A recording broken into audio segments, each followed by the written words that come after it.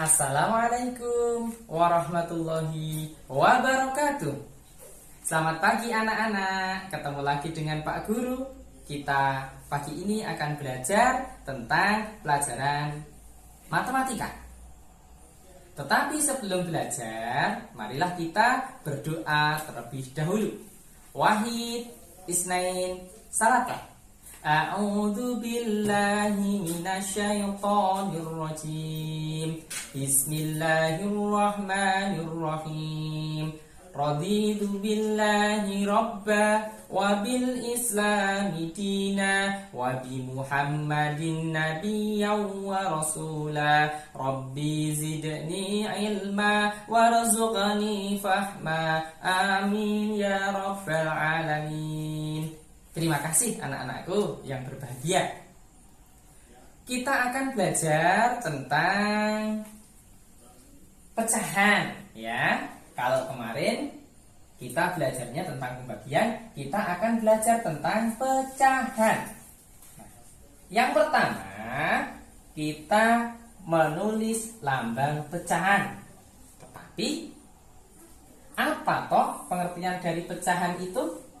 Pecahan adalah bilangan yang menggambarkan bagian dari keseluruhan atau bagian dari suatu bagian. Maksudnya bagaimana? Contoh.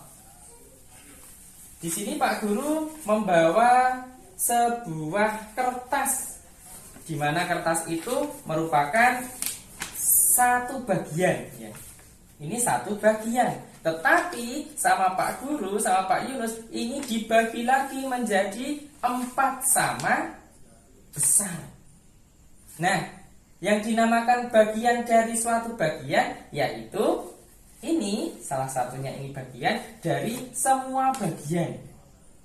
Satu bagian dari 4 bagian. Itu dinamakan pecahan. Nah, lalu hubungannya dengan 1/4 ini bagaimana anak-anak? Hubungannya adalah satunya itu yang diarsir, kemudian 4 itu total keseluruhan kotaknya ada 4. Satunya yang diarsir, total keseluruhannya ada 4. Jadi 1/4 seperti ini. Lalu yang di atas ini dinamakan pembilang. Yang di bawah dinamakan penyebut. Apa? Yang atas pembilang, yang di bawah penyebut. Nah, kalau kita diminta mencari lambang pecahannya yaitu berwujud angka. Berapa lambang pecahannya? Dari gambar ini berarti lambang pecahannya adalah 1/4, karena yang diarsir itu 1 bidang, kemudian totalnya ada 4 bidang. Paham? Selanjutnya, yang dikatakan nama pecahan itu dengan huruf. Ini bisa dikatakan 1/4, ya, atau bisa dikatakan 1/4, sama saja. Kalau setengah berarti 1/2. Nah, di sini ada contoh. Perhatikan gambar. Kita di sini mempunyai 1, 2, 3, 4, 5 kotak. Lalu yang diarsir ada berapa? 1, 2. Kalau ditanya lambang pecahannya berapa? Lambang pecahannya adalah yang diarsir itu 2. 2 sebagai apa tadi? Pembilang. Lalu per. Totalnya 1, 2, 3, 4, 5. 5 itu sebagai penyebutnya. Lalu kalau ditanya nama pecahannya apa? Nama pecahannya adalah 2/5. Karena 2 yang diarsir bagiannya ada 5. Tidak boleh 2/3. Yang putihnya ada 3. Salah. Berarti kita hitung yang diarsir dulu 2, lalu total bagiannya ada 5. Kalau yang ditanyakan yang tidak diarsir berarti 3/5. Paham? Oke, kita lanjutkan. Kemudian kita akan memahami pecahan. Di sini ada sebuah pizza. Pizza ini ternyata dipotong ibu menjadi 2 bagian. Lalu dapat ditulis menjadi 1/2. Artinya bagaimana? Artinya adalah 1/2 atau setengah. Artinya 1 bagian dibagi menjadi 2 bagian sama besar. 1 bagian dibagi menjadi 2 bagian sama besar. Paham ya? Oke, selanjutnya. Kalau misalnya Pak Guru di sini itu mempunyai 1 bagian pizza, lalu kok sama Pak Guru dibagi menjadi 4 sama besar, maka hasilnya kayak tadi 1/4 atau 1/4. Artinya apa? 1 bagian dibagi menjadi 4 bagian sama besar. Lalu anak-anak, bagaimana ketika kita membandingkan pecahan? Kalau membandingkan pecahan itu harus ada lebih dari, ini tanda lebih dari, kurang dari, atau sama dengan. Lebih dari, kurang dari, sama dengan. Gambar pertama. Di sini ada sebuah lingkaran. Lingkaran itu dibagi menjadi 3. Kemudian yang diarsir adalah 1. 1 itu yang di atas ya. Tadi apa? Pembilang. Yang bawahnya 3. 1, 2, 3 selaku penyebut. Gambar berikutnya sama. Ada lingkaran dibagi 3, yang diarsir 2. 2-nya pembilang, penyebutnya ada, totalnya 3. Nah, kira-kira gimana kalau seperti ini? Jawabnya adalah lebih besar atau lebih kecil atau sama dengan 1/3. 1/3 itu lebih kecil dari 2/3 atau lebih besar?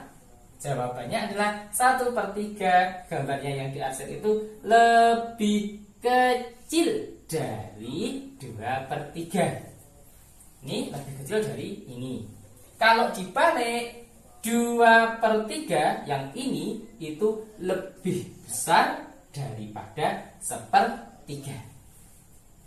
Ingat, dalam membandingkan pecahan yang berpenyebut, penyebutnya ini sama, maka yang dibandingkan hanya apanya? Hanya pembilangnya. Nek penyebutnya podo, berarti yang dibandingkan pembilangnya. Didelok. Nek pembilangnya lebih kecil, penyebutnya podo, berarti lebih kecil. Nek pembilangnya lebih besar, maka dia lebih besar. Paham? Kita lanjutkan. Gambar yang kedua. Di sini ada sebuah lingkaran dibagi 2. Kalau yang sini dibagi 4. Kalau yang dibagi 2 hasilnya 1/2 atau setengah. Yang dibagi 4 hasilnya 1/4. Karena yang diarsir cuma 1. Bagiannya ada 4. Lalu kira-kira setengah ini lebih besar dari 1/4 atau lebih kecil atau sama dengan? Jawabannya pastilah bisa kita lihat. Ini jelas lebih besar dari yang sisi kanan atau yang 1/4. Jawabannya seperti ini. Setengah atau 1/2 lebih besar dari 1/4. Dibalik lagi, kalau kita ngitung yang 1/4, 1/4 lebih kecil dari 1/2. Dicucuk.